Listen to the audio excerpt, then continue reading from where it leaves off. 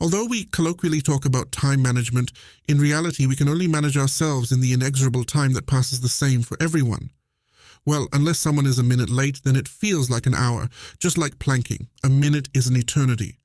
Then every second spent in this exercise is like getting closer to the black hole in Interstellar and lasts 2 Earth years. Yeah, I have collected the 5 most important rules for time management. 1. You manage not time, but energy. Average Chris worked for 8 hours and Turbo Joe is just posting on Insta Stories an entry bragging about the 14th hour of building his dream business. On Sunday, you need a coffee during 4 hours of trying to deal with something minor. You can barely make it to the 8th hour, and if you distill it down, you worked really hard for 3 hours in total. Rest was just like sand slipping between the fingers doing minor, unimportant things. Even if you bought 100 planners and installed 100 smartphone applications and made 100 reminders in calendars, you would not improve this result. Because it's not the fault of planning, but simply the lack of vital energy. Problems in general lies in 4 areas: your sleep debt, your motivation, and your social life. Potential diseases. Today we will not discuss diseases because it is a whole big bag of mental and physical problems. Just be aware that those also have a huge impact on everyday energy. Let's talk about healthy sleep, which I regularly discuss and promote on my channel.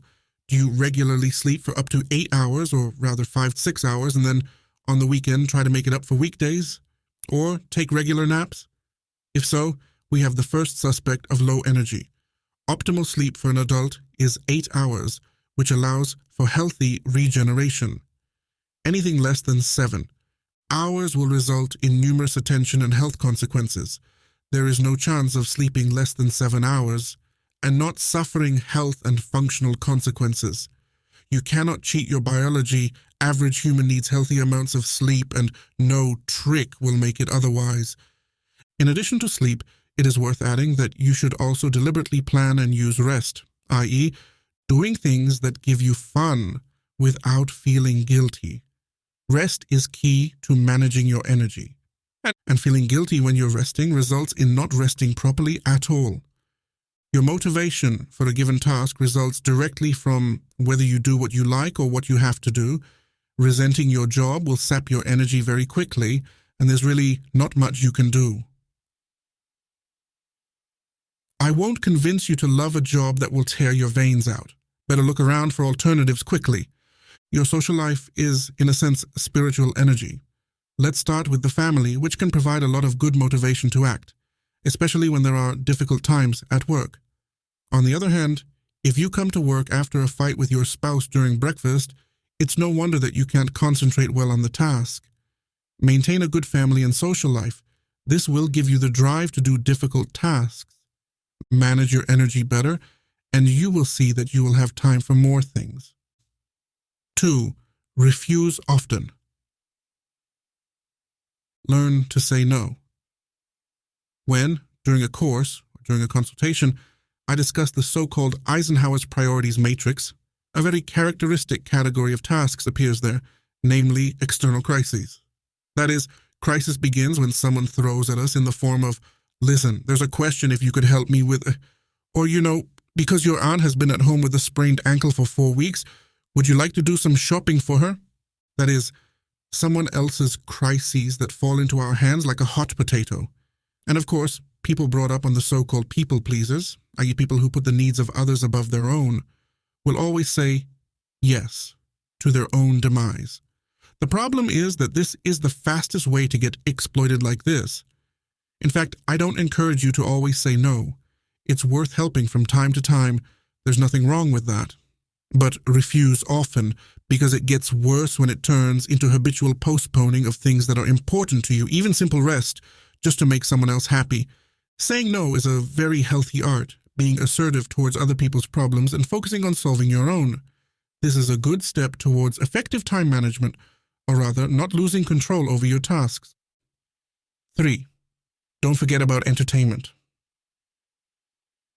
I already talked about it in point 1, but it needs to be heard. If you remember that instead of watching Netflix, you could have worked and earned money, that instead of playing your favorite games, you could have just written texts for your website. The problem is not that you chose entertainment over work. But the problem is with what's in your head, someone once sowed. If during your upbringing you learned that if you don't work, you're slacking, that if you don't have dirt on your hands and sweat, you're not a valuable person, then we have a fundamental problem with understanding both work and productivity. Unfortunately, many of us were brought up with the attitude that if we don't win, we lose. Such a false dichotomy that makes us unable to enjoy situations in which we do not work hard, in which we relax.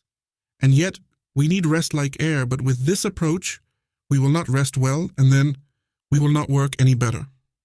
Make it clear in your head that good work requires rest, that having fun doesn't mean being lazy, a slacker, and a worthless shirker. Work by itself and for itself is meaningless.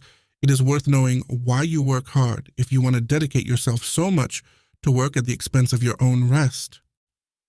4. Time is money.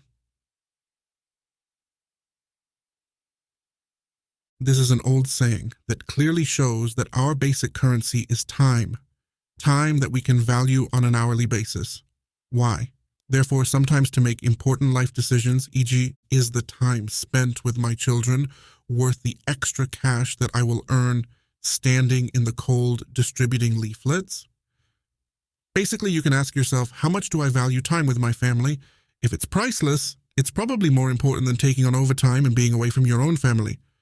On the other hand, a good conversion of working time into how much your hour is worth will give you a clue on how to get promoted. After all, it's better to work fewer hours for the same cumulative wage, right? It's a win-win scenario when you keep your free time but work towards gaining more out of your working hours. And so if you want to seriously change something in your life and time management, know how much you want to value your hour of commitment and assess whether it is worth it.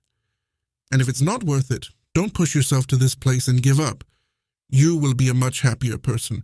Try to create a situation where you work as little as possible for the best hourly rate. And in between, just don't waste your time on poorly priced trinkets. 5. Give the difficult things to someone else. Delegating is a fashionable thing to say, but how do you actually do this? Let's say you are a beginner entrepreneur but also a parent, and it's killing you that the mess in your house takes up at least an hour or two a day to work around and still is hard to control. I'm not talking about cleaning for 2 hours a day. I'm talking about time loss by losing your focus and trying to regain it living in an untidy place. It's a dilemma that many people face, not just those with ADHD, and if you invest those 2 hours into cleaning, you would need at least the same time to regenerate because you don't like it, because it's just having to deal with the same thing over and over again. And it's understandable. Make a difficult decision. Order a cleaning service. You will regain several hours a week and peace of mind, which you can use to earn extra money to pay for this service. The same goes with small services that you can order and not learn everything from scratch. For example, how to build your website. You will spend dozens of hours on it, which you could devote to earning money to pay someone some of the money to set up the website. For you, leave difficult things to someone else and focus on the essence of your time and your business. You will be a much calmer person, and in time your expertise will be worth more. These are 5 key rules that come up constantly in my consultations with students of my procrastination course. What rules would you add? Write in a comment. Thanks for your time, and remember, stay amazing.